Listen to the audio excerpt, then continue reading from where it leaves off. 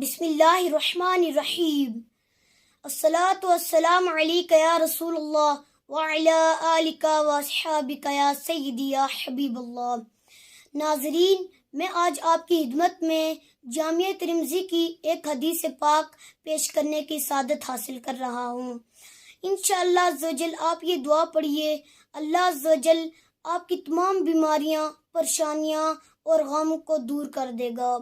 سیدنا انس بن مالک رضی اللہ تعالی عنہ سے روایت ہے کہ آپ صلی اللہ تعالی علیہ وآلہ وسلم کو جب کوئی پریشانی آتی تو آپ صلی اللہ تعالی علیہ وآلہ وسلم فرماتے، یا حیو یا قیوم برحمتک استغیث، اے زندہ و جاوید، اے قائم و دائم رہنے والے، میں تجھ سے تیری رحمت کی فریاد کرتا ہوں۔